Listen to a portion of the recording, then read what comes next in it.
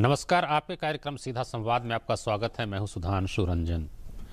आज हमारे साथ हैं चर्चित नेता डॉक्टर सुब्रमण्यम स्वामी, जो अपने कामों के कारण अक्सर भूचाल लाते रहते हैं भारत की राजनीति में। तो डॉक्टर स्वामी, आपका स्वागत है इस कार्यक्रम में। आपका ज़्यादा परिचय देने की ज़रूरत नहीं है क्योंकि आप इतना ज़्यादा समाचार में बने रहते हैं।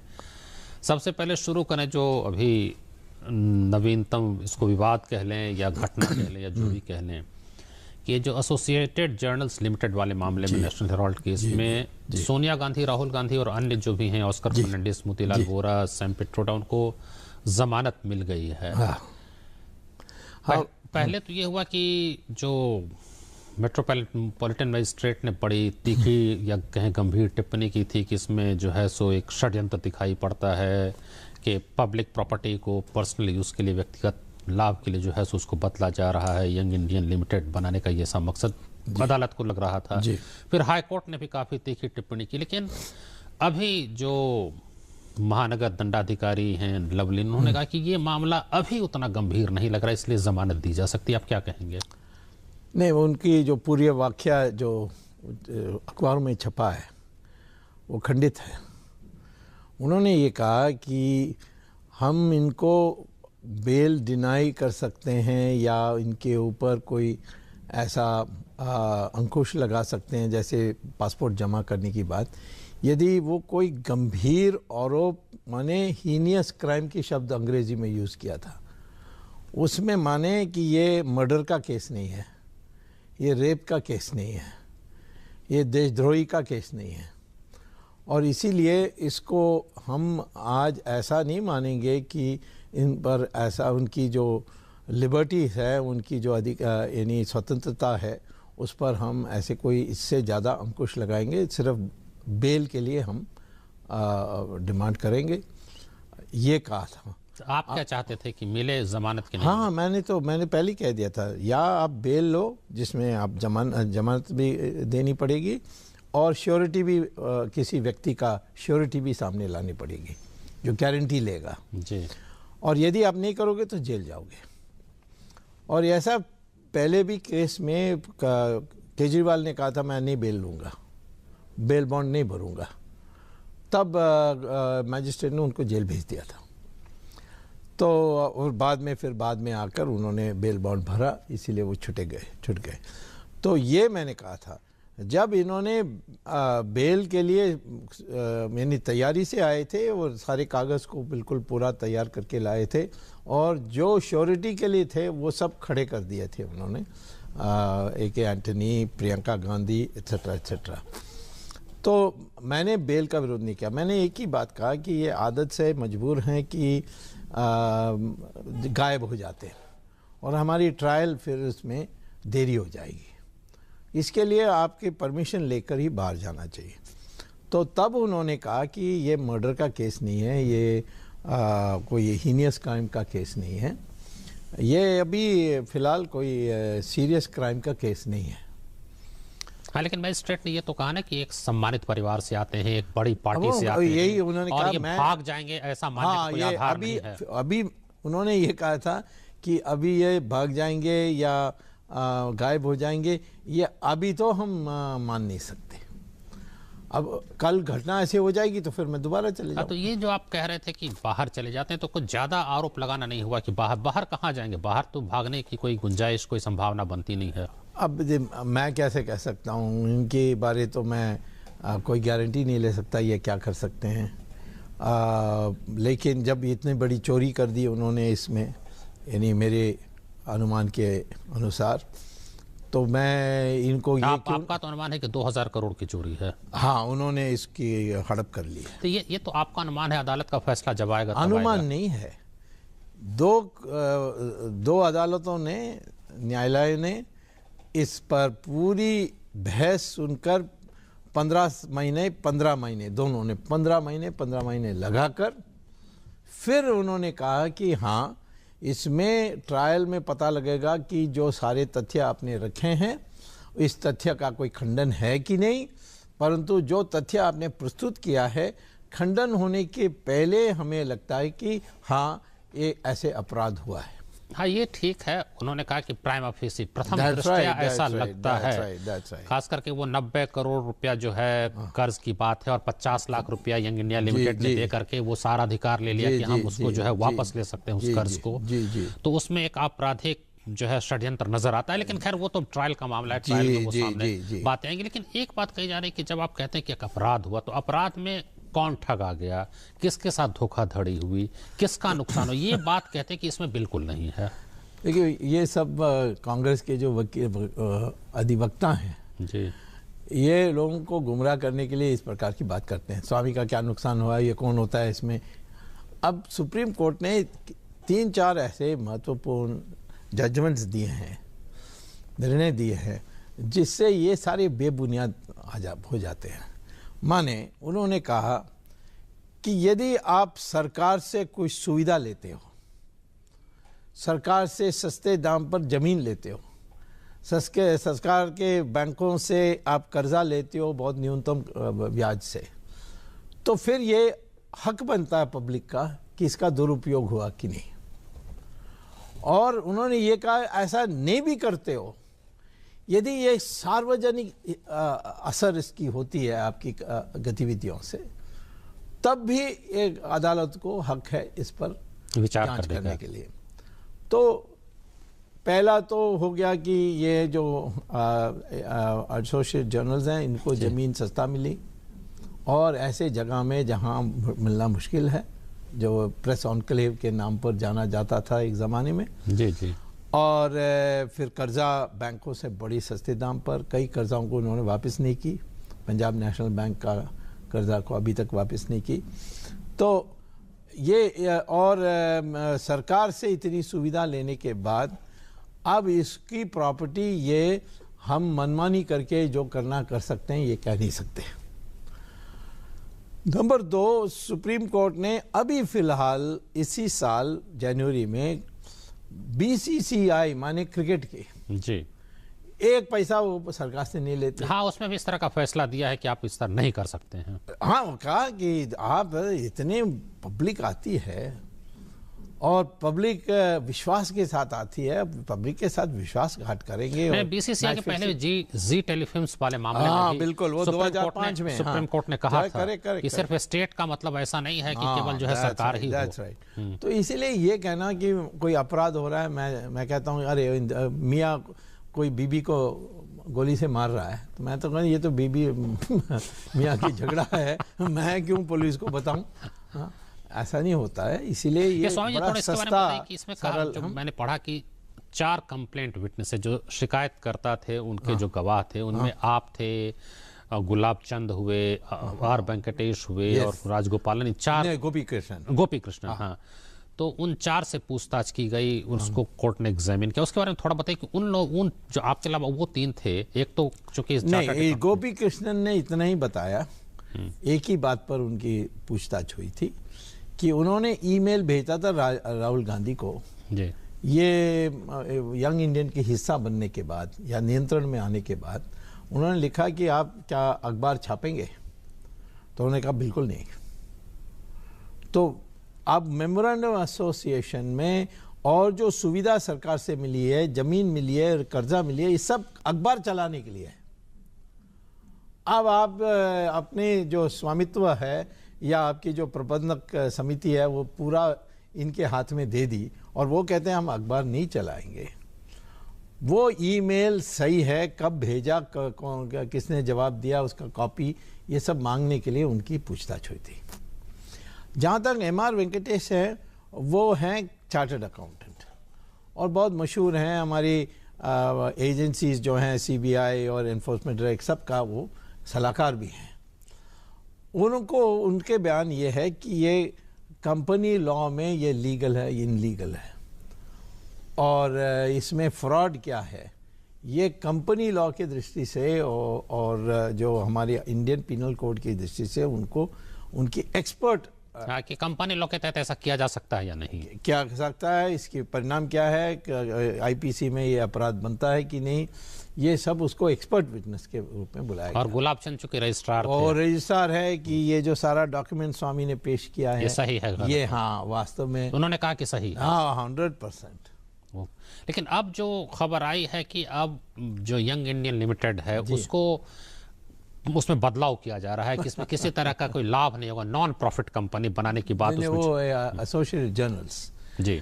जहाँ तक यंग इंडियन है वो शुरू से चैरिटेबल ऑर्गेनाइजेशन के इसमें रजिस्ट्री हुई सेक्शन 25 जब पुरानी एक्ट चल रही थी, अब सेक्शन 8। हाँ, AGL के बारे में क्या उसको नॉन प्रॉफिट जी जी, उसका उनका उद्देश्य एक ही है, बड़ा सस्ता और अल्पकाल का सोच है कि अब वो क्या सोच रहे हैं कि मेरी राय में, उन्होंने कहा तो नहीं, कि अब इस सारा केस ख़त्म होने के पहले ये दोनों कंपनी को एक कर दूं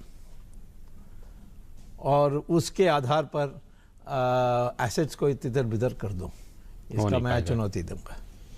नहीं, कानून कई बार वो है कि अब प्रोस्पेक्टिव है या रिट्रोस्पेक्टिव है। नहीं नहीं, प्रोस्पेक्टिव का सवाल नहीं है। वो देखिए, जब वो कहते हैं हमारी मंशा है कि ये करना है, कि हम तो सिर्फ समाज की सेवा के लिए कर रहे हैं, तो तब वहाँ कहेंगे कि भाई क्या गारंटी है, आपने ये करने के बाद कानून बदल दी और आज जो नया कानून लागू होगी उनके ऊपर, उसके अनुसार वो कमर्शियल प्रॉफिट भी बना सकते हैं सेक्शन 8 कंपनी का।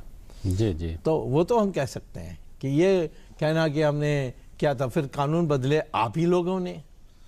वो समय लॉ मिनिस्टर कपिल सिब्बल था, वहाँ जो वकील है, हाँ, सोनिया गांधी सर्वसर्व था यूपीए गवर्नमेंट में, तो कानून भी बदल दी और अब तो इसको प्रॉफिट कंपनी कभी भी बना सकते हैं। एक बात जो आप पर आरोप लगाते हैं आपके विरोधी कि आप एक खास परिवार के पीछे पड़े रहते हैं, इस पे आपसे ज़रूर हम जानना चाहेंगे। और कहते हैं कि आज से नहीं, वो आप तो 1972 से कहते हैं कि इन पे सारे आरोप हैं, सोनिया गांधी की नागरिकता से लेकर तमाम मुद्दे आप उठाते रहे हैं। और वो उसका कारण बताते हैं कि जब आप हार्वर्ड में थे और आपको यहाँ अमर सेन ने कहा कि यहाँ दिल्ली स्कूल ऑफ इकोनॉमिक्स में आप आ जाएं, और फिर आपकी नियुक्ति नहीं होने दी गई क्योंकि आप कमांड इकोनॉमी जो इंदिरा गांधी नेहरू की नीति थी उसके विरोध में आप मुक्त बाजार के समर्थक हैं। फिर IIT से आपको हटाया गया, तो आप बिल्कुल एक परिवार के खिलाफ हो गए। नहीं, मैं जवाहरलाल नेहरू के खिलाफ इसलिए था कि वो सोवियत रूस के तरफ झुकते थे। उन्होंने कश्मीर का मामला यूनाइटेड नेशंस में ले गए थे और उनको मैं हिंदू विरोधी मानता था।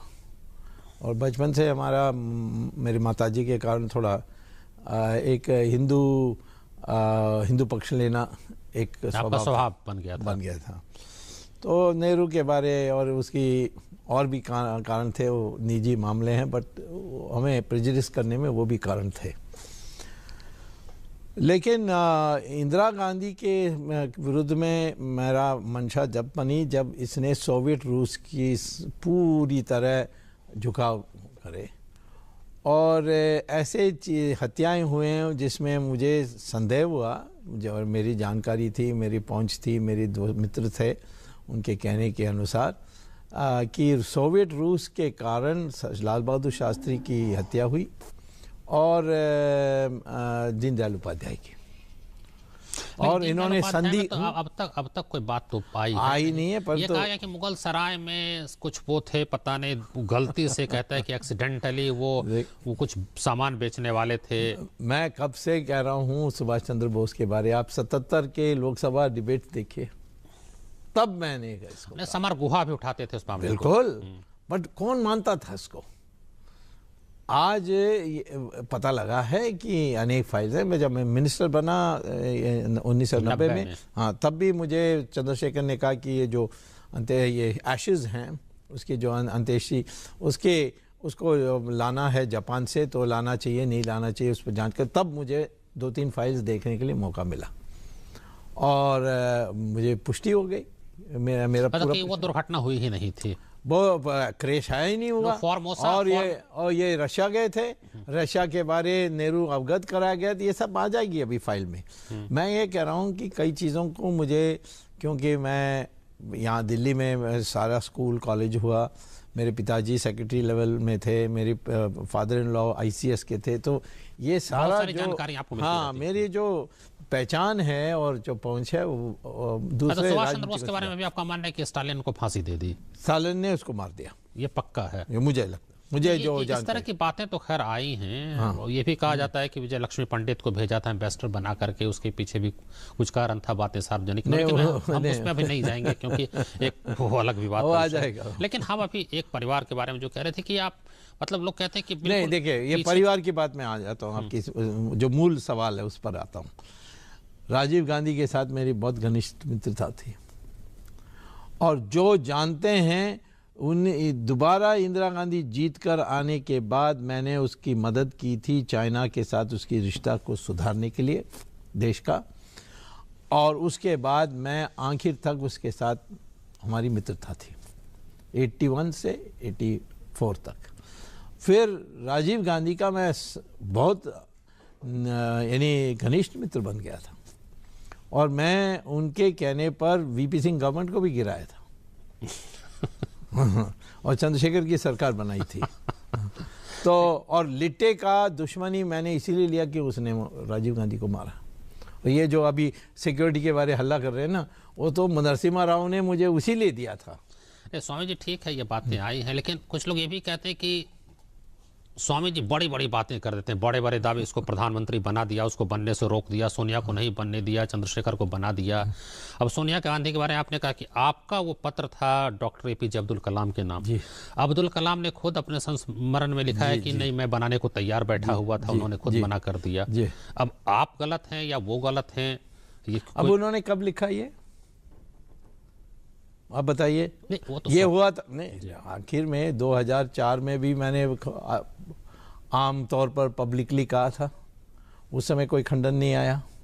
मैं कहता हूं सबको एक ही बात, आप उस समय की टेलीविज़न देखिए, सुबह से ये स्क्रॉल हो रही थी कि 5 बजे सोनिया गांधी 340 दस्तखतों के साथ जाकर दावा करेगी सरकार बनाने के लिए। मैं मिला राष्ट्रपति को उनके निमंत्रण पर, मेरी चिट्ठी के पहुंचने के बाद 12:30 बजे, और उनके सारे ऑफिसर्स इकट्ठे थे। उनको मैंने बताया क्यों नहीं बन सकती है, ये भी रिकॉर्ड में है। फिर उन्होंने 3:30 बजे एक चिट्ठी लिखी। वो चिट्ठी को मनमोहन सिंह ने टेलीविज़न कैमरा में 5 बजे पढ़कर सुनाया कि जो पहले फैसला हुआ था कि सारे एमपीज मिलकर जाएंगे राष्ट्रपति भवन 5 बजे, यानी शाम के 5 बजे, वो रद्द हो गया है प्रोग्राम। अब वो 6:30 बजे पार्लियामेंट में भाषण देगी, और दूसरा दिन 10 बजे राष्ट्रपति भवन जाएगी। वो चिट्ठी कहाँ है जिसको उन्होंने टेलीविज़न में पढ़ा था? कहीं ना कहीं तो होगी ही चिट्ठी। नहीं है, आरटीआई में मुझे नहीं दिया। क्या कहते हैं? वो कहते हैं कि नॉट लोकेटेड, बट टेलीविज़न में तो है। और मैं कहता हूँ कि आर्काइव से तो मिल जाएगा। आप ट्राई करिए। मैं ये कहता हूँ कि कांग्रेस के हाथ में है, वो क्यों नहीं बाहर करते हैं वो चिट्ठी जिसको प्रेस कॉन्फ्रेंस में उन्होंने कहा था। अब क्या मजबूरन हो गई कि अंतिम वक्त में 2012 को 2004 के बारे पुस्तक लिखते हैं। इन्होंने कई पुस्तकें लिखी है इस बीच में जी। कभी नहीं बोला, कहीं नहीं बोला। क्या मजबूरी हो गई लिखने की? मैं नहीं बोलूँगा, अभी नहीं बोलूँगा, बाद में जब वो चिट्ठी मिल जाएगी मुझे जी। अब तो हम रूलिंग पार्टी हैं, कहीं ना कहीं एक दिन मिल जाएगी मुझे जी। उसके बाद मैं बोलूँगा कि क्या हुआ था कि एक अब्दुल कलाम ने दूसरी टर्म लड़ने के लिए मना किया आखिर वक्त में। हाँ कहने के बाद हमसे, मैं ही था जो एनडीए के लिए नेगोशिएट किया था। और क्या वजह थी, वो कौन सी चिट्ठी थी, उसमें क्या लिखा था? मनमोहन सिंह ने पढ़ा चिट्ठी, वो टेलीविजन में आया है। वो चिट्ठी कहा है। ये तो बात हुई। अब और एक और व्यक्ति था वहाँ, तीसरा भी एक था, उससे किसी ने पूछा नहीं अभी तक और बोलेगा भी नहीं। उसका, वो मेरा मित्र है। क्या नाम? नाम नहीं बताऊंगा मैं सही वक्त में बताऊंगा। मैं इतना ही कहूँगा कि जो पब्लिक में रिकॉर्ड है जी। कि मनमोहन सिंह पढ़ रहे हैं चिट्ठी कि 5 बजे की जो मीटिंग है राष्ट्रपति से वो कैंसिल हो गई। दूसरा अगला दिन मैं और सोनिया गांधी जाएंगे उसमें निमंत्रण नहीं था उस चिट्ठी में। उसने कहा कि आपको यदि सरकार किस प्रकार से गठित होना है जी, तो आप कल 10 बजे आ सकेंगे। चलिए खैर ठीक है, अब ये तो नहीं, जो भी है इसीलिए आप जब नहीं, देखिए मैं तो कोई बड़ी बड़ी बात नहीं कहता हूँ, ये तो और वो बहुत सस्ता है, लोग लगा देते हैं। जी, मैंने इस दस्तावेज के बिना कभी कुछ नहीं कहा। नहीं, दूसरी बात ये कि वही बात जो परिवार के बारे में कह रहे थे कि जैसे आपने 2G मामले में भी कहा कि सोनिया की बहन अनुष्का को और नाडिया को जो है 60% किक बैक्स मिले उसमें। 36,000 करोड़। आपने कहा 180 बिलियन उसमें जो कुछ आया है, मैंने पढ़ा था, जो भी है बहुत बड़ी रकम है वो। तो उसका अभी तक तो कोई प्रमाणित वो हुआ नहीं। तो वो तो क्या है, मैं प्रमाणित करूं, जब करना है करूंगा। मैंने 2G के लिए कहा, ये सारा राजा के खिलाफ तो ठीक है। देखिए प्रमाणित, मुझे अधिकार है पब्लिक को, जो मैं विश्वास करता हूं सही है।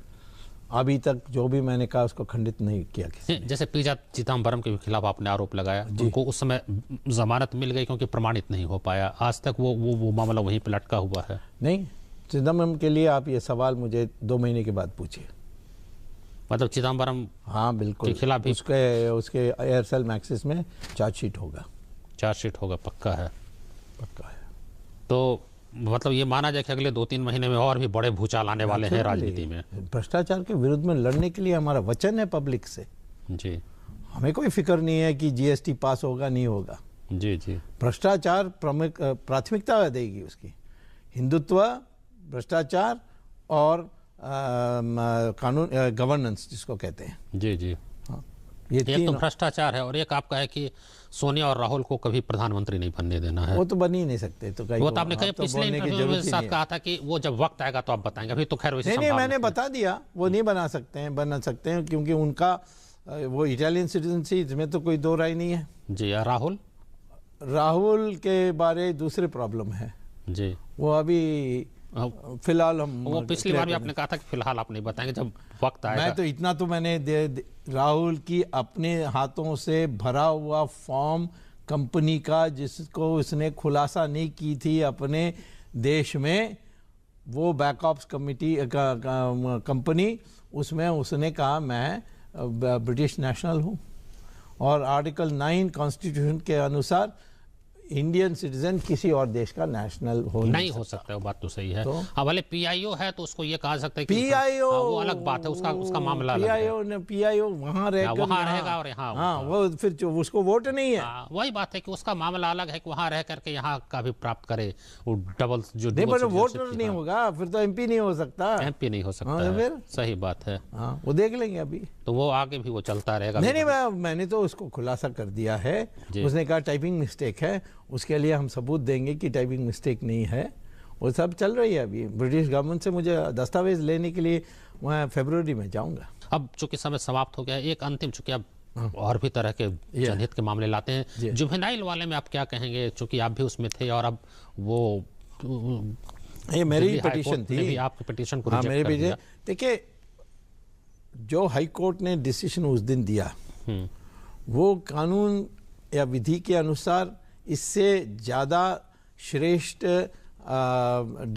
जजमेंट नहीं हो सकती। जी जी, कोर्ट ने साफ कहा कि 3 साल की सजा है, इससे हम इसको बढ़ा नहीं सकते, इसको बढ़ा नहीं सकते। लेकिन उन्होंने मेरी ये दलील मान ली कि रूल्स में जी है कि ये सेंटेंस सर्व होने के बाद इनको छोड़ने के पहले एक मैनेजमेंट कमेटी इसकी मंशा को छानबीन, इसकी जांच करनी चाहिए और इसमें समाज में ये अनुकूल व्यवहार के साथ रहेगा, इसका निर्णय करने चाहिए। इसके लिए 2 साल और लगा सकते हैं। मतलब उसकी निगरानी होती रहे, उसको एक अभी कमरे में बंद था, अब इसके गले में कॉलर लगेगी, चेन लगेगी। चलिए अब चर्चा समाप्त करें। स्वामी जी, बहुत धन्यवाद, आप आए हमारे स्टूडियो में, आपको बहुत बहुत धन्यवाद। और आपका भी बहुत धन्यवाद। डॉक्टर स्वामी ने बहुत सारे खुलासे किए और जैसा कह रहे हैं कि आगे भी वो करेंगे और आगे भी इस तरह के भूचाल आते रहेंगे। आप देखते रहिए DD न्यूज़ और अपनी प्रतिक्रिया में भेज सकते हैं सुधांशुरंजन@hotmail.com। नमस्कार।